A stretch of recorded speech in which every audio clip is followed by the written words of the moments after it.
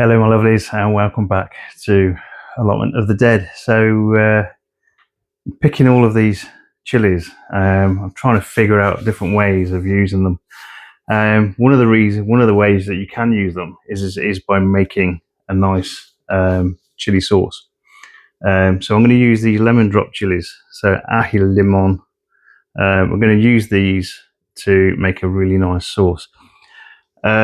It'll be a fermented sauce. So the first thing we need to do again is to make a ferment. So I think I've actually put one of my previous videos as to how to make one of these ferments.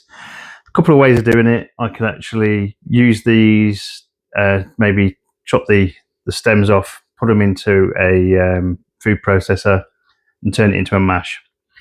Or I can literally use them whole like this. I can add a few other bits and pieces then to the jar, and then we can actually use that then to actually make the ferment. So in terms of brine fermentation, because there's two ways of doing it, you can use the mash or you can use the liquid, the water brine solution that you can make. So you can either make a 3% brine solution, which is what I'm going to do today, because I'm going to leave these quite whole. I'm just going to chop the stems off them. Or you can make a 3% mash. So whatever weight that you've got of the mash, after processing, you make a 3% solution of that. So if it's 300 grams, then you'd use 10 grams of the. Oh, sorry. If it's 300 grams, you'd use 1 gram of salt. With this one, we'll just use the brine solution. So yeah, let's get ahead and do that.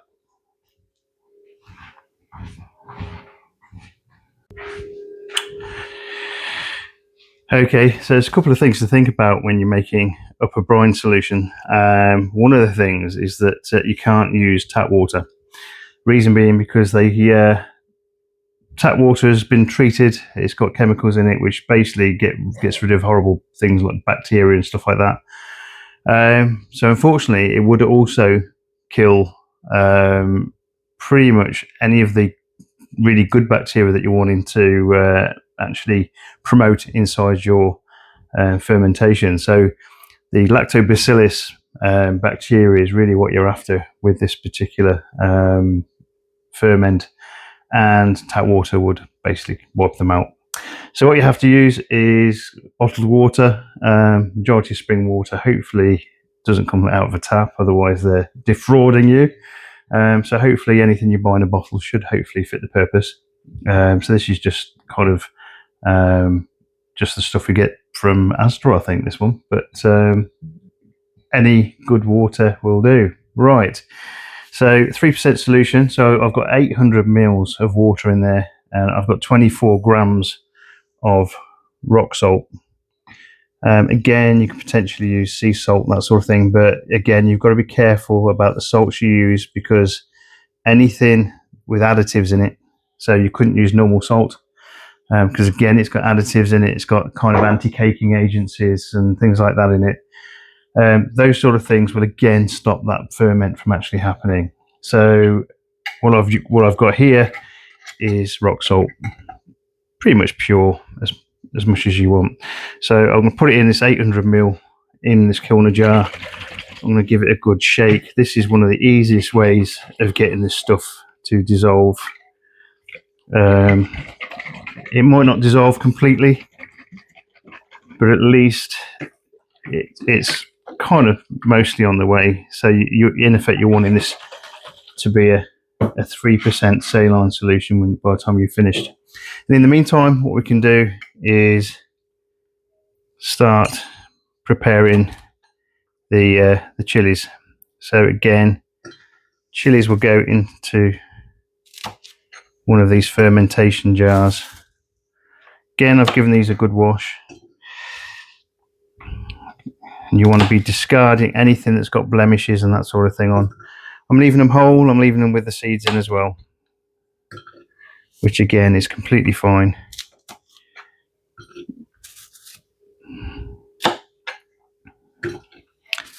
So we'll keep going until this is full.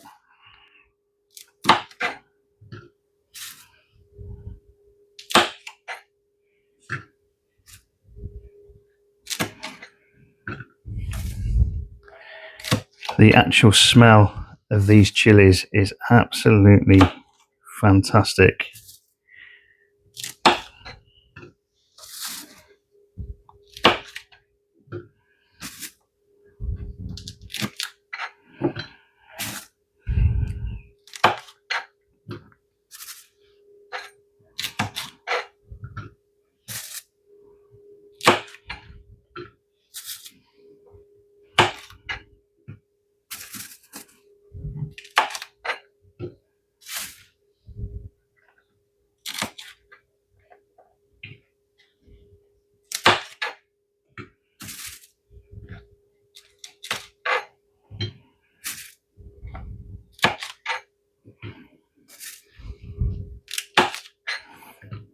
You can add other things to these ferments, so you can add some garlic and things like that. And you can also add, so I will be going and grabbing some garlic in a minute. You can add other vegetable. Oh, that's quite strong now. You can add other vegetables like carrots to the mix.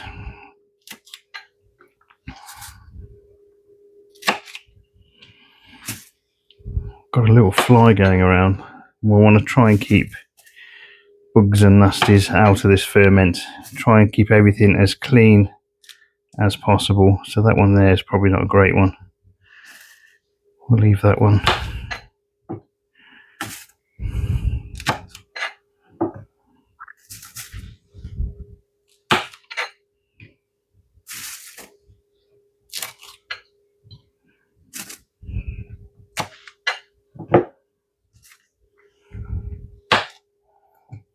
Okay, this is filling up fast. It's faster than I thought it would. I might need some more.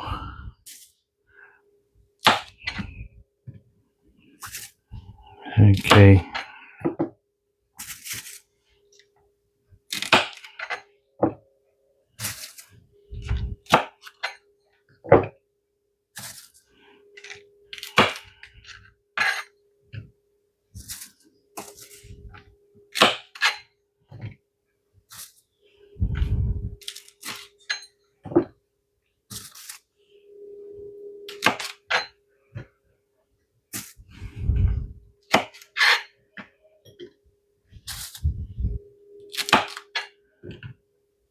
Okay.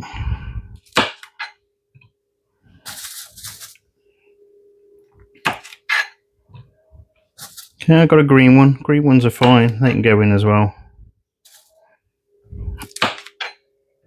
Oh dear. The smell of kind of citrusy capsicum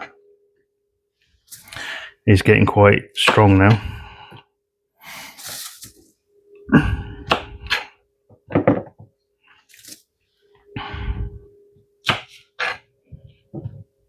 Okay.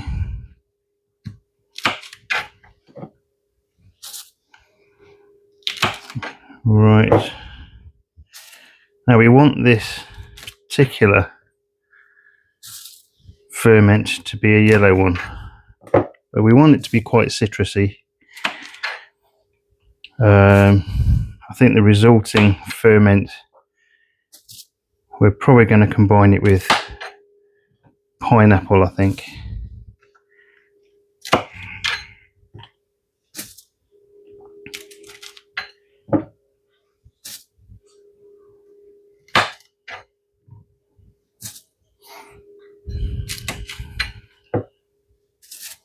Okay.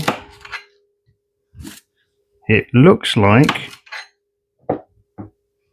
I'm all out of lemon drop chilies, but I do have something probably just as good, so we'll use these as well. So these are the Chalororo chilies. Again, it's another ají variety, so you should hopefully get some of that aromatic kind of smells with these. Again, we use them whole. This absolutely gorgeous bright yellow colour. Again, will fit in really well with this. So a lemon drop chilli chili sauce. Okay.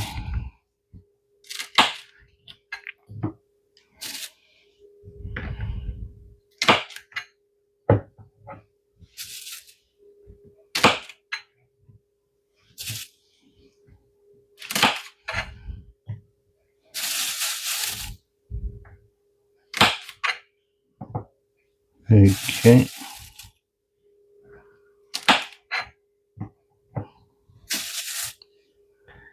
Still going.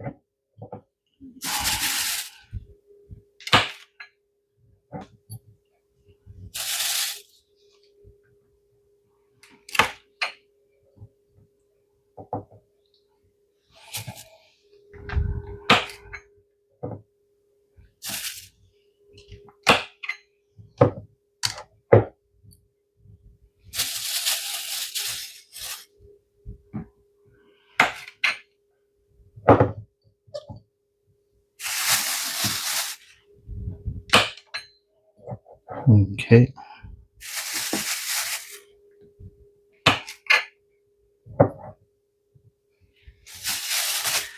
It's quite good that these top ones are quite long. They're helping to keep the rest of the chilies in the jar down. Okay, so that's as far as we'll go. So we've got a nice jar there full of lemon drop and chilli chilies.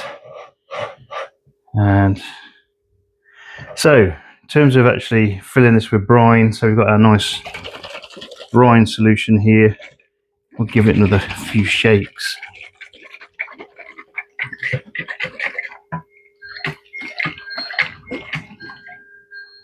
Okay, it's not completely dissolved.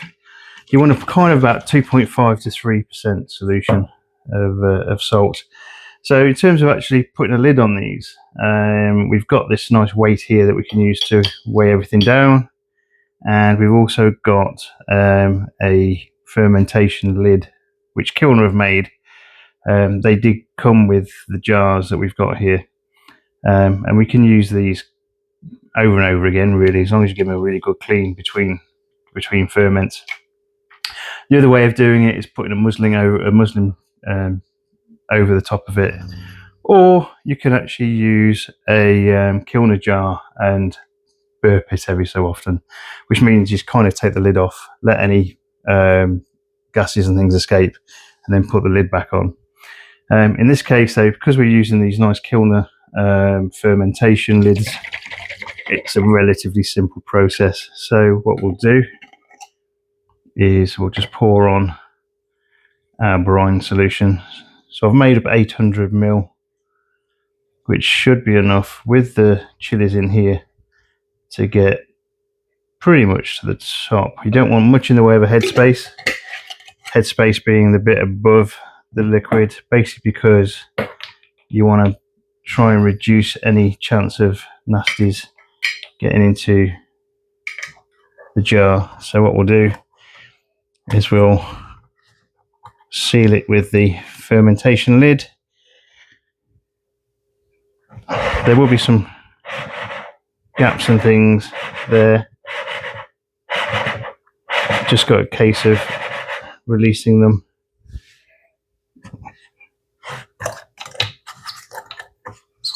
Make sure your lid's tight. Oh.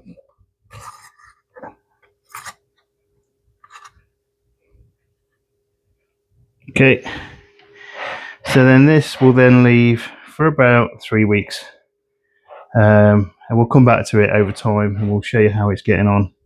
Just keep it somewhere nice and kind of room temperature is fine.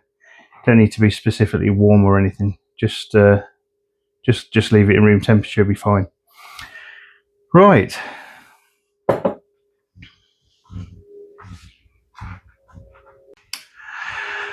So that's the first step of the lemon drop chili sauce for this year. I have made sauces before with lemon drop chilies, and they're really, really tasty. A nice kind of citrus kind of zing to them. But yeah, we'll come back to that ferment in about 2 to 3 weeks, see how it's getting on, and then we'll make the sauce from there. Right, that's it for today. As I say, we'll resume in a couple of weeks' time. I'll call this part 1, and then we can go part 2 on the next one. So all the best, guys. Take care. Bye bye.